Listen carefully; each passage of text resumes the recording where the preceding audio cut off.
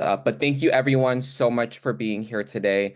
My name is Rodrigo Soto, and I am the Legislative and Campaigns Director here at the Commonwealth Institute for Fiscal Analysis. We're joined today by advocates and legislative champions who are ringing the alarms that the federal threat to SNAP benefits is real, it's here, and it would have a devastating impact on the state budget, but more importantly, on the lives of people who rely on SNAP to meet their everyday food needs.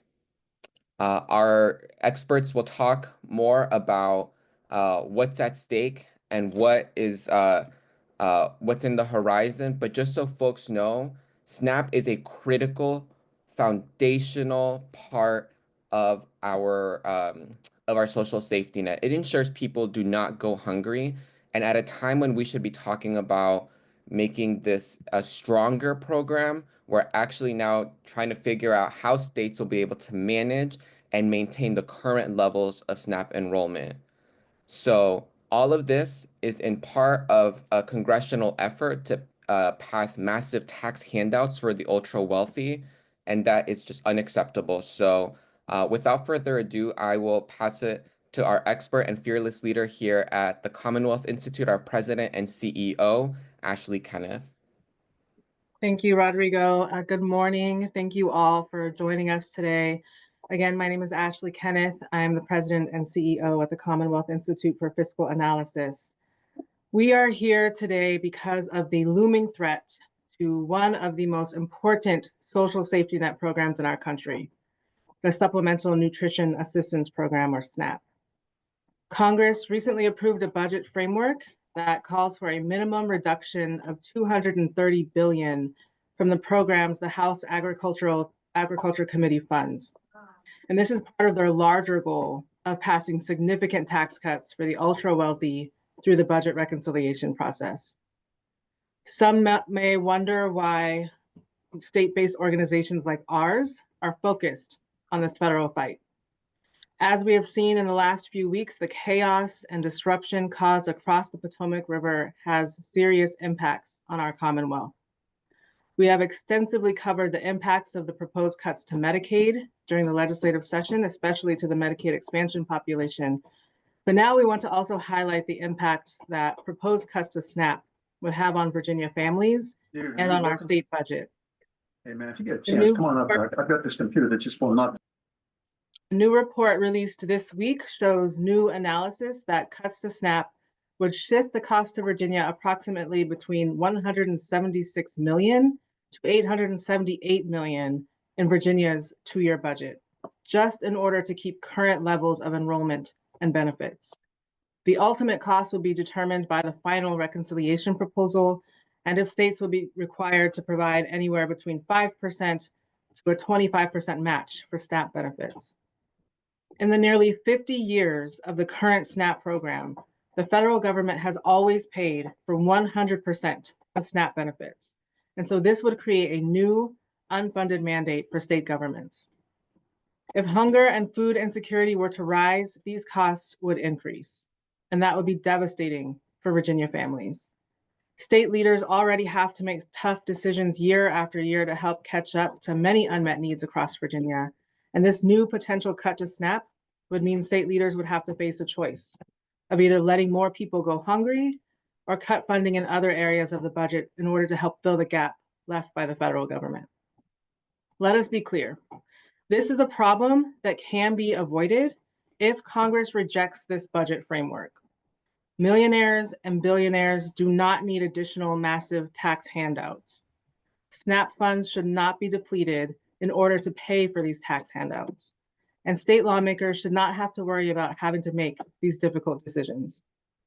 And that is why we are calling on everyone in Virginia's congressional delegation to strongly oppose these proposed cuts and instead work on strengthening this critical program to end hunger and food insecurity.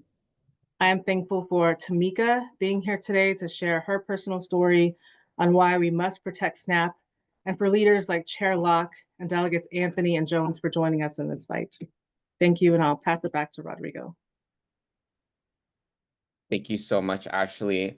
And now I have the pleasure of introducing one of our most fearless champions here in the not just the Virginia Senate, but the entire Virginia General Assembly for Virginia families. She is a budget conferee, she is a chairwoman, and she is just a fearless fighter, Senator Mamie Locke.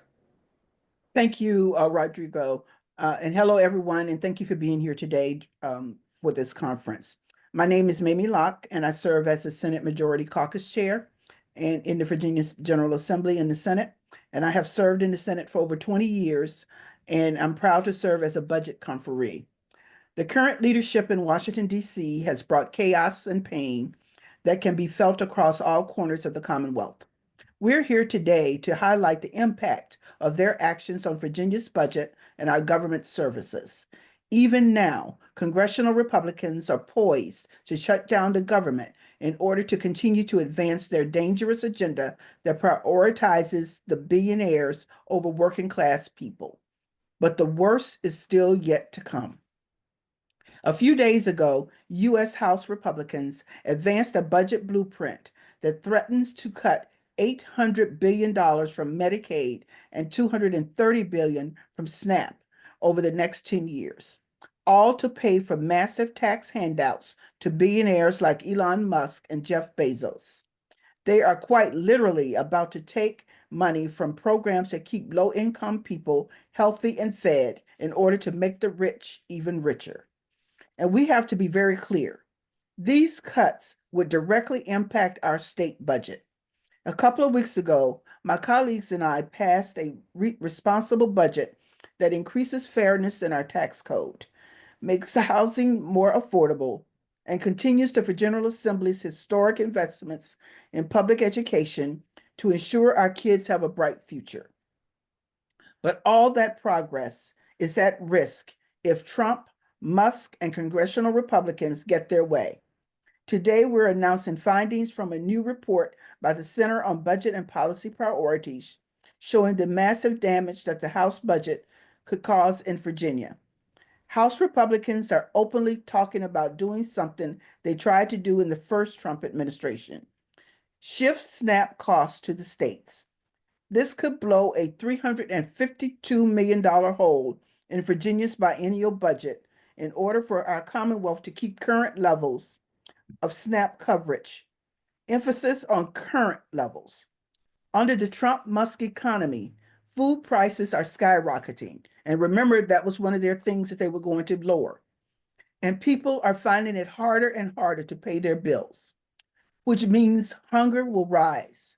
We should be having a conversation about strengthening programs that help feed hungry people and not weaken them like the current congressional Republican budget plan calls for. We would have to start all our budget work over from scratch again and be forced to make tough decisions at a time when we have limited state revenues to address many unmet needs. And it's not just SNAP. The Medicaid cuts would also create a massive budget hole, along with the hit to our economy from the chaotic cuts on Elon Musk's Doge program. And don't let me get started on Doge. All in all, it would add up to a state budget crisis on the horizon if Trump and Musk get their way. So I am proud to join TCI and my colleagues in the state legislature here today calling on Congress to strongly reject any and all efforts to cut SNAP funding in order to pay for tax breaks for the ultra wealthy. We should instead be asking corporations and billionaires to pay their fair share so that we can invest in life-changing programs like SNAP, Medicaid, and public education.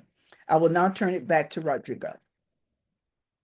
Thank you so much, Senator Locke, for those powerful words.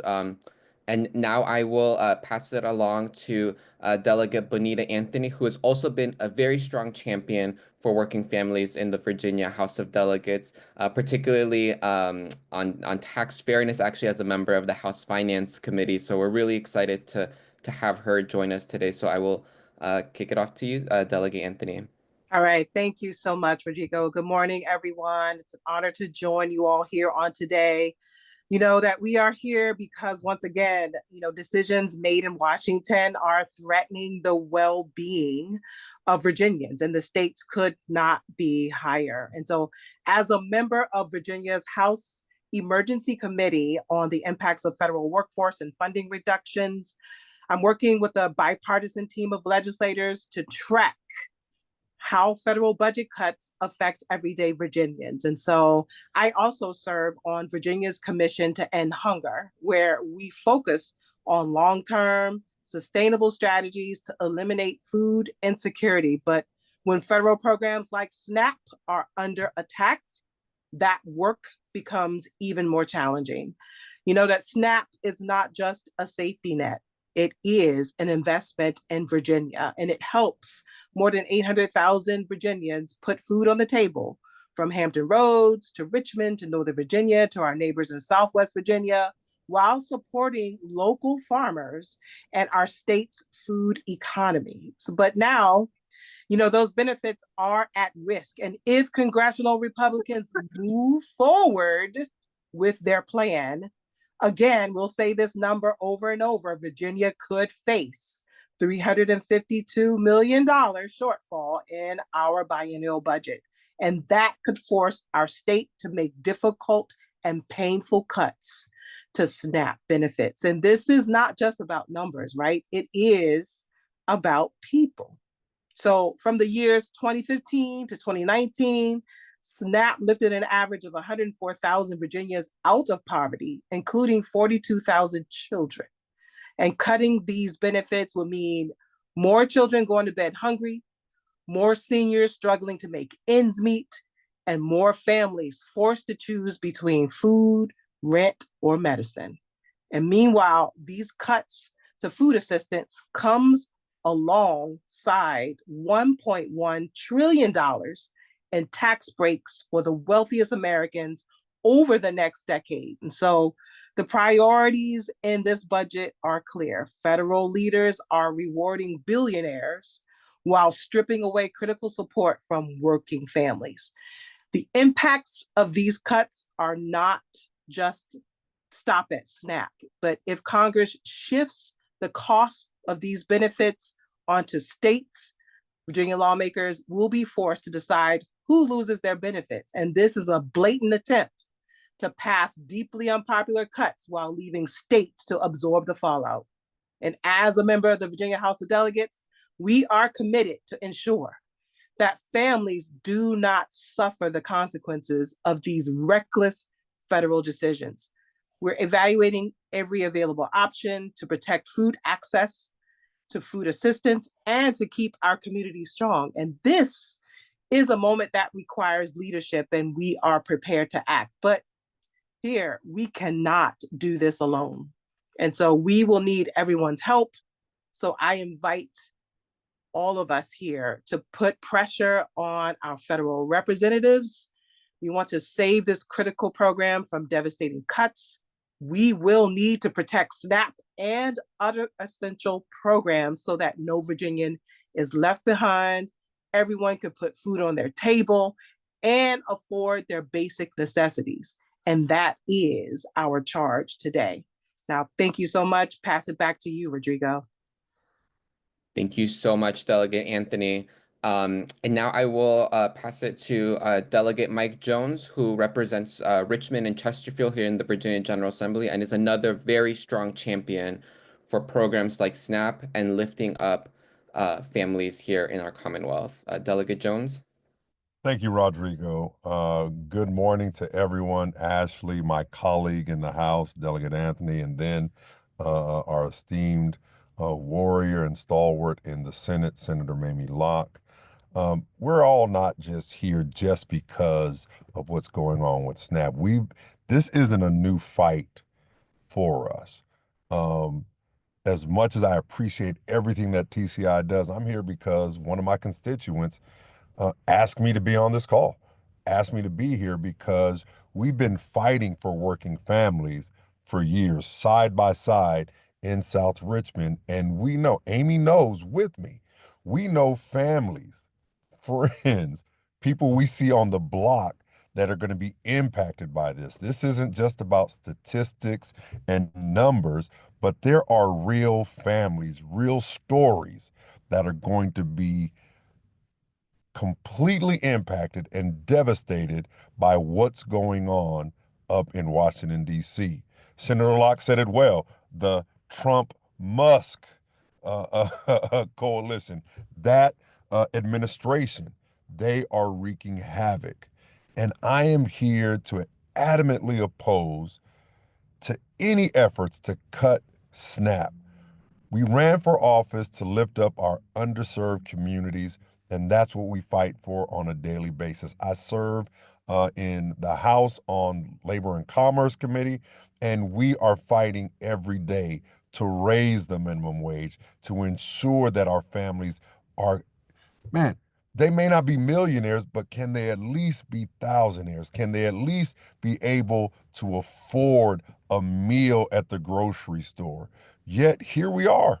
Here we are. We find ourselves with a new Republican trifecta right up the road, right up 95 in DC, and a new federal budget framework that is calling for over $230 billion in cuts to SNAP benefits. And they're going to impact people that look like us, but can I just be real?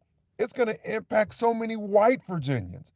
We hear the spin all the time and they think it's just going to impact us. And it's not. When we say all Virginians, we don't mean all brown Virginians or all black Virginians. We mean this is going to impact all Virginians. According to the most recent Federal Reserve data, nearly 40,000 Richmonders right here that we represent, that I represent, and nearly 30,000 members in Chesterfield residents rely on SNAP every single day. And so this program that has helped kids to keep them from going hungry and being food insecure, and parents from having to choose between rent, groceries, and medicine, that's what's at stake here. We know that Republicans want to do one thing, and that's raid from those that are in need and give to those that are wealthy. And that simply should not be. That is completely out of line with who we are as Americans, who we are as Democrats, and hopefully who we are as human beings. We should instead be talking about how to bolster and strengthen SNAP benefits at a time of high prices to ensure that those with the least get the most help. They were talking about day one, the price of eggs going down. I'm going to tell you this right now, they have not gone down. I've never paid this much for eggs in my life. The proposed SNAP cuts would be particularly devastating to our state budget. Delegate Anthony and Senator Locke spoke to that, and we know it. We know that it's going to happen. I'm proud of the fact that I'm here today with our friends at TCI to raise the awareness and to sound the alarm that this just isn't a cut that's going to save some money here. This is a cut that would radically transform the lives of Virginians. And we cannot and we will not let that happen. I'm proud to stand along TCI and my colleagues here, but hey, let's make sure that our friends up in Congress, and we know them well, let's make sure that they reject these proposed cuts. Thank you very much. Back to you, Rodrigo. Thank you so much, Delegate Jones. And now we have Tamika Spears, who is a Richmonder on SNAP benefits, and we'll talk about why protecting this program is so critical for her. Good morning, everybody. My name is Tamika Spears, and I am a Virginian, a mother of 3, and currently receives SNAP benefits. It is no secret that everyday food costs are skyrocketing. Eggs used to cost $3, and now I've seen eggs cost anywhere between $8 and $12 for the same pack. The cost of food has also increased, making it harder and harder to pay for groceries. What is also often forgotten is that SNAP benefits are already restricted, making choices at the grocery store even more limited. And now I hear that Republicans in Congress are trying to cut SNAP funding by at least $230 billion. If it weren't already hard enough for people on SNAP to stay fed, this proposal will make things a million times worse. What do they want to do? Cut the already limited monthly benefits, cut more people off the program. This proposal will do nothing to end hunger in our country. If anything, it will make things even worse. The worst part of this plan is that proposed cuts are being done in order to pass a tax package that will do more for billionaires like Elon Musk. They want to cut SNAP benefits my family needs in order to line the pockets of millionaires and billionaires. This is absolutely disgusting and a shame on any member of Congress that supports any efforts to cut SNAP benefits in order to pay for tax giveaways to the ultra rich. Congress should be focused on investing in critical programs that help young people like my 9-year-old in elementary school. They should be increasing SNAP benefits and not cutting them, because nobody in the richest country in the planet should go hungry. Programs like SNAP are life changing because it is difference between having to skip another day of food or not. It is thanks to SNAP that I can feed my kids, put myself through college, and able to strengthen my family. But that will not be possible if Congress stays on track to cut SNAP.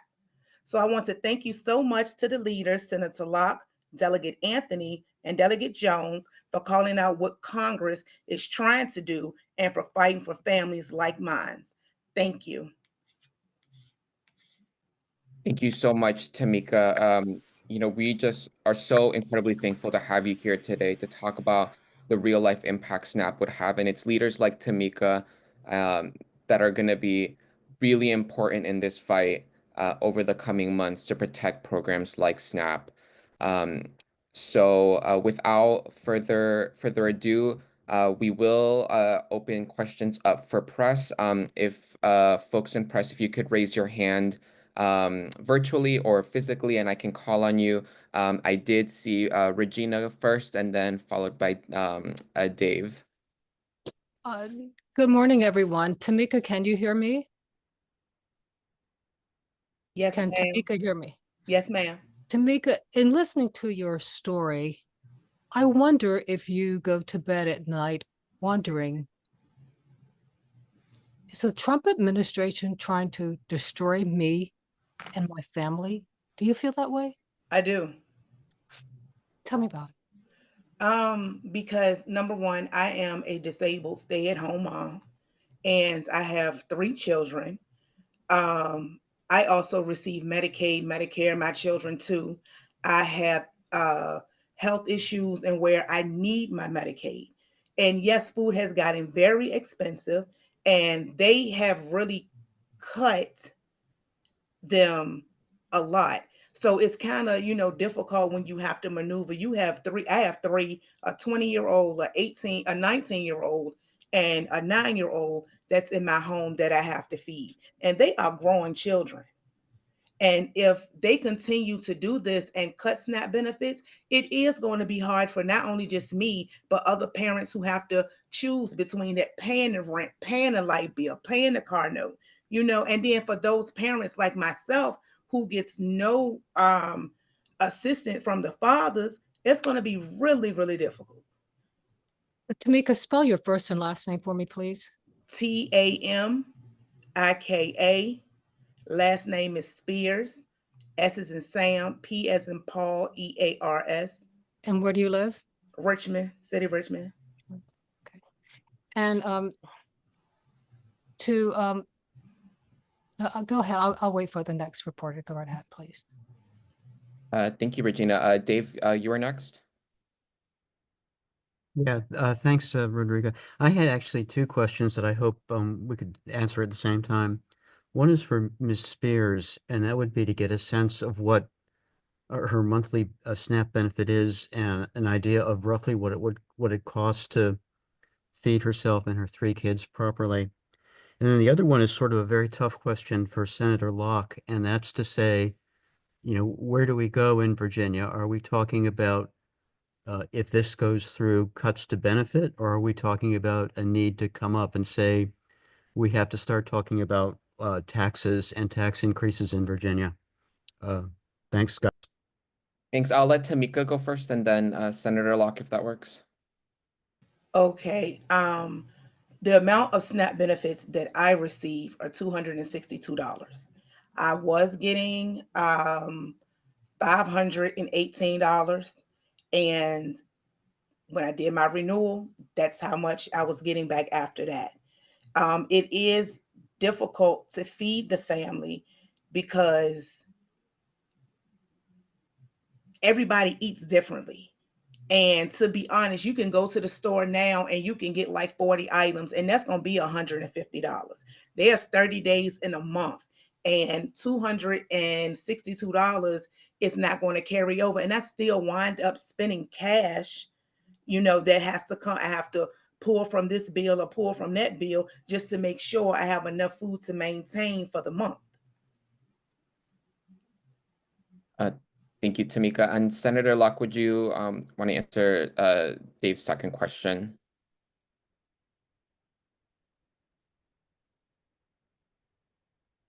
I think she might be. We could follow up, Dave, on that with. Oh, I think she's joining. I'm sorry, could you repeat the question? Yes, Senator, I was thinking, we're talking about a lot of very essential services, SNAP, Medicaid. When we start looking at what you guys wrestle with the budget, there's an awful lot of stuff that we pay for in Virginia that comes ultimately from Washington. Mm-hmm. If this starts to go away, SNAP, Medicaid, transportation funding, I kind of wonder for you and your colleagues, is the choice going to be we get fewer services, or is the necessity going to be we got to start talking about higher taxes in Virginia? I mean, we're going to have to start talking about fairer taxes in Virginia, in terms of people paying their fair share in taxes, and how we redistribute those taxes, in the Commonwealth of Virginia. And of course, in determining how we generate revenue, in the Commonwealth. And that will be one of the major discussions that we will be having. Is it fair to say that taxes and how we tax in Virginia is going to be on the table if stuff like this happens? Absolutely. Yeah, thank you. Thanks for that question, Dave. And I will add, just for here for other reporters' awareness, right now in Virginia, we have essentially what could be considered a flat tax rate. The top tax rate is something that a large majority of state tax filers pay. So just for context, like a millionaire and a firefighter are in the same top tax rate in Virginia. They're paying that same rate. So here at TCI, we have been calling for a fair share tax that would ask the ultra wealthy, people making over $1 million a year, to pay their fair share so that we can invest in critical programs. And that's, thinking about many of the unmet needs that we've had around public education, around healthcare, so on and so forth. And obviously, this additional threat would also require us to have that conversation. So that's a little bit just on TCI's perspective, and we're thankful to have strong champions like Senator Locke on this issue. Um, I think I saw Elizabeth Beyer next, and then Margaret Barthel. Hey all, thanks so much for your time today. So I understand that these cuts are included in the House budget framework, but are they included in the continuing resolution that the Senate is expected to vote on today? I can answer that. Based on our analysis from our national partners, no, entitlement programs are not part of the continuing resolution. So that's not a part of today's conversation, as folks think or wonder if we're going to get into a shutdown or not. Great, thank you so much. Margaret Barthel from WAMU. Yeah, thanks everyone. I'm curious if anyone on the call has a sense of the kind of distribution of SNAP benefits across the Commonwealth, if there are particular parts of the state that might stand to be more deeply affected if those benefits were to be harmed.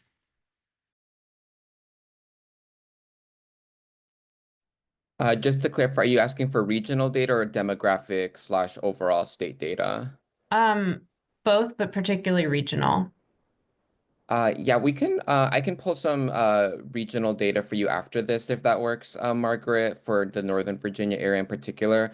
But just so folks, just to answer the second part in the state base, the most recent data shows that over 800,000 people in Virginia were enrolled on SNAP with a monthly average. That's the monthly average for fiscal year 24. That's over 400,000 households. And of those folks, uh, uh, just to give a breakdown of a couple other statistics, 33% of those receiving SNAP are people living with someone who's elderly or disabled.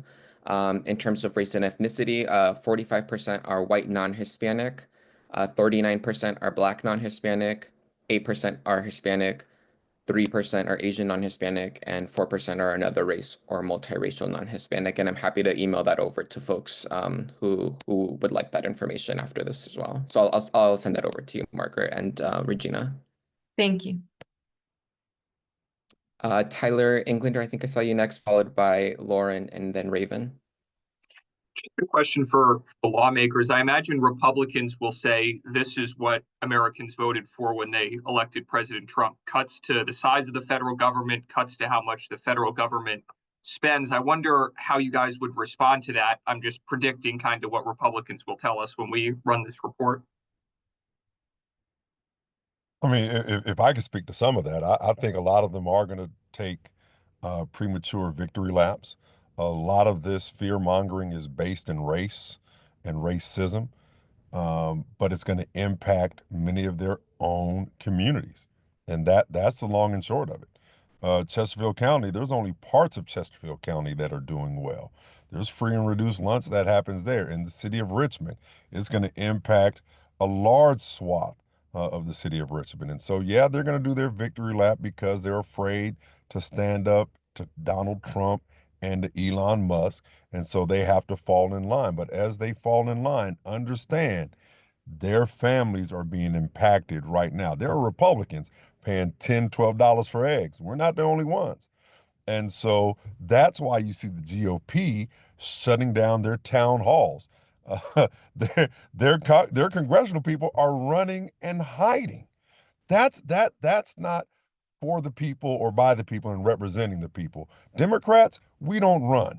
We don't run when it's tough. We don't run when there's policies out there that we know might move the needle a different direction. We'll stand before our constituents and share with them why and how and what the impact is going to be to them. But we just don't do things that are just this inhumane to ensure that and again, on the weekends, I'm a pastor, right? Well, I'm a pastor 24/7, Senator Locke. But we talk about what we do impacting the least of these. And this is so diametrically opposed to a party that would profess a brand of Christianity, a brand of religion that is so antithetical to the man that walked this earth that they celebrate, that they like to try and celebrate on Easter and on Christmas. This is not it. And they are already putting out there on social media that this is what the people elected. But let's be clear that this was not a mandate election that they like to profess. And that this person got less than a majority. And also, as Delegate Jones just said, they're running away from town hall meetings. The speaker has basically shut down Republicans having town hall meetings because they know what they're going to hear in these town hall meetings. They're being skewered because this is not what people voted for. This is not what people expected from this election. They did not expect a co-president with Elon Musk. They did not expect for people to be coming after them with these mass firings, with the putting in place a Doge, which presidents cannot create agencies. That's the purview of Congress.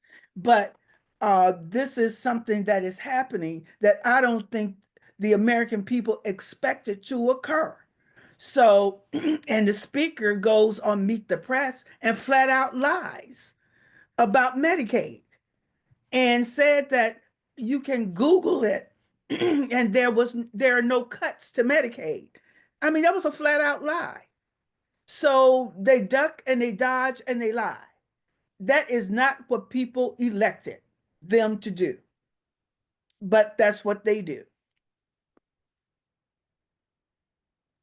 I want to, jump in and kind of piggyback off of what my colleagues have already said. No one votes to be vulnerable. No one votes for the upper 1% to be the wealthiest while stripping essential support for families, for seniors, for children. No one votes for people to be impacted negatively over here.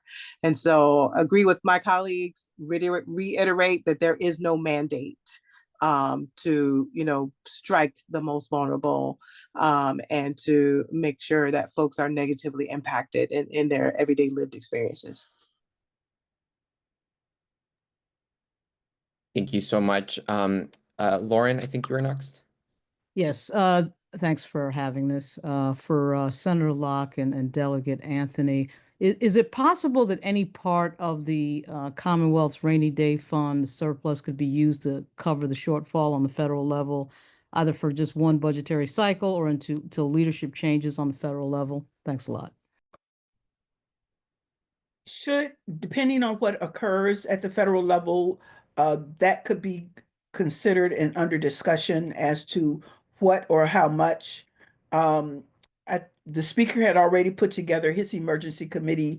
Senator Lucas just put together a bipartisan group to look at what happens at the federal level. So, of course, that is something that could be discussed. It's there for the rainy day, and we're certainly looking at the rainy days coming. Thank you. Raven, you are next. Hi, yes. I actually definitely want to get those demographics from you as well. But my question's for Delegate Jones. I know you mentioned about the 40,000 Richmonders and the 30,000 Chesterfield residents, and that you've heard from multiple constituents as well. What are the constituents telling you, and are we consistently seeing those numbers, rise over the year? So is this number consistent from last year, or is it higher than last year? We're seeing Republicans come to our town halls, expressing their rage, their outrage. We heard it earlier where, nobody voted for this. Nobody voted for this. There is voting against your self-interest, and then there is just voting in destruction. No one counted on on seeing what we're seeing now. And, as we talk about rainy day funds, as we talk about the relief that's to come, I think Miss Spears said it best. She's already been impacted. And that's the disheartening thing, right? And so that's why I thank TCI for putting this together and making sure that someone like Miss Spears is here, because again, we're talking theory, we're talking policy, we're talking stats. Miss Spears is talking dinner. She's talking about tonight. What are we gonna do next week? And so that's what I hope is shared as as we leave this press conference, if there's a message that we send out to the masses. There are so many Tamika Spears in Richmond and Chesterfield that are trying to figure out how the heck they're going to make it. Not this year, excuse my language, about to cuss, this month. How are they going to get to the end of this month and make it? And so nobody signed up for this, like Senator Locke said. Nobody signed on for this, and nobody would ever want to see this type of action take place. But for the first time in the history of our country, we have a co-president, not a president and vice president, but just like Senator Locke just affixed that nomenclature, we have a co-president that is running this like it's a venture capitalist fund, and he's doing it at the expense of Americans. And to our particular context, lives of Virginians, and that can't stand. So I'm encouraging for Republicans, please come on out. Independents, please come on to our town halls. They're happening all across the Commonwealth. We want to share with you the hope that is out there that lies ahead. We want to share with y'all the Democrats' plan. We have a plan for this. First, we have to know the fallout. And so Senator Locke talked about what they're doing in the Senate, what Speaker Scott is doing in the House. David Bolivar is chairing it on our side. I think Bonita Anthony, Delegate Anthony, is on there as well.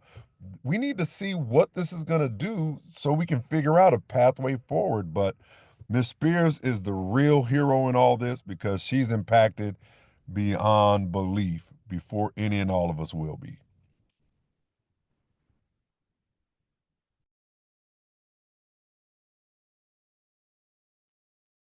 Thank you so much, Delegate Jones. Are there any other remaining questions from press? I did want to flag for press. We did put the state profile data for SNAP benefits in the chat, as well as for those interested in locality data that can be pulled directly from the Department of Social Services. And I've included both links for you all to have there. Regina, did you have another additional Yes, question? we haven't talked about food banks and funding for schools to provide nutritional meals for our children. And Senator Locke, I would like for you to speak on what it means when you have a child showing up in school who is hungry. Okay, I'm glad you asked that question, Regina. Because for the first time, we actually put money in the budget for a hunger-free campuses for college campuses. And we actually had somebody to vote against that because they said that why are we putting money in the budget for rich college kids? You know, there are kids on campuses that are not, first of all, rich, and there are kids on, and the reason why I put the budget amendment in is because I got a call from somebody at the College of William and Mary saying, we need funding because our school pantry is empty and we need support, you know. And we put in resources to help food banks, you know, and you know, as somebody who grew up, I mean, I don't know how, I mean, I don't like to, you know, go into all of this, you know, and I appreciate, you know, Tamika being here because I appreciate your story so much because it's my story growing up. I remember food stamps when they were paper, you know, because that was me. I had free and reduced lunch as a child, you know, so, you know, I resent, you know, you know, folks going around saying, you know, what you can buy with food stamps, you know, or, you know, that people really aren't in need because people are in need. And it's the responsibility of us in positions to make these decisions to ensure that those who are in need get the resources that they are entitled to, you know, and it is not that 1%, you know, who are getting these tax breaks, who are the ones who need these resources. It's Tamika and her family who are the people who are in need of these resources, and the many others who are living day to day who are in need of these resources. Can you And speak about younger children when they're in school, they're hungry, right. And behaving? we actually put in money for free breakfast and free lunch because ultimately those are the meals that kids are going to get, you know, because they may not be getting dinner. And putting in the money for the food bank so that they can do the backpacks over summer. Because usually that's the meal that the kids are going to get for the day. And hopefully that we won't see that that is one of the line item vetoes coming from the governor because he has the ability to do that. You don't appear optimistic. I'm not seeing optimism. Are you saying that when you say who you gonna call, is the governor one person you can call to say we need help? Absolutely. Because he has a line item veto. So you're saying if Virginia decides to use its rainy day fund to protect the communities from these social programs, the security blankets that are disintegrating, are you saying that you can rely on the governor or you can't rely on the governor? We can't rely on this one because if I don't know if you have noticed that whatever happens across the Potomac is mirrored by this governor in the Commonwealth of Virginia. You know, whatever executive order comes out of DC, you will see a similar executive order come out of Richmond from this governor. You know, so no, we can't rely on this governor to do the right thing to protect the people of the Commonwealth. Can someone also speak to the fact that many in the African American community are the victims of generational systemic racism and efforts to keep them permanently disenfranchised? These are people who are coming to the table having been disenfranchised for decades, centuries. Okay, so executive order number 1 from Governor Youngkin. Executive order number 1 for most governors had to do with non-discrimination. Executive order number 1 for this governor had to do with not teaching critical race theory, which was never taught in public schools in the first place. You know, that was his executive order number 1. You know, so he started out with reinforcing what you just talked about. You know, continuing the path of racism and reinforcing racism in the Commonwealth of Virginia. That's how he started out his administration. And most recently, a letter going out from the Secretary of Education to presidents and rectors saying you must follow the president's executive order of dismantling DEI at your institutions. So what happens at UVA? They dismantle DEI.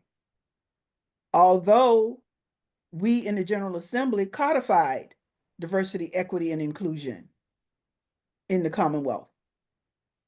So are you going to follow the Virginia Code? Or are you going to follow the president's executive order? Clearly, you're following the president's executive order and not the law of Virginia. So, Senator Locke, ultimately, are we looking at the deterioration of democracy? Absolutely. And I don't think that that's what people thought they were voting for.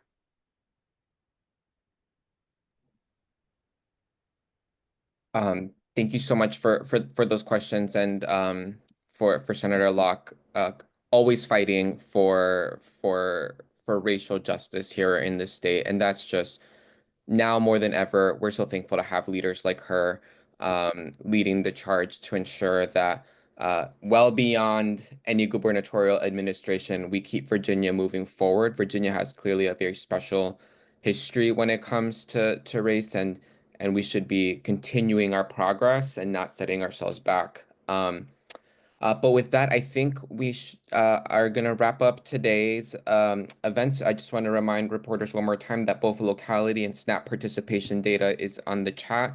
If you have any questions, you can feel free to text me or email me for additional data. I do want to just say one more big thank you to our legislative champions and to Tamika for being here today. At TCI, we're honored to not just work alongside lawmakers, but to work alongside people like Tamika in this fight and to elevate stories like hers, because that's how we know we are going to win. And we are confident that we will continue the fight, and this is not the end. We are going to make our voices heard in Congress. We're going to make our voices heard in the General Assembly, to make the change that we know needs to be done, not just protect SNAP, but strengthen it. Not just maintain levels of hunger, but to end it by making stronger investments. So with that, I will wrap up. I will close out today. And thank you again so much to everyone for being here. Thank you. Thank you for inviting us. Guys, have a great weekend. Thank you, everybody. Bye.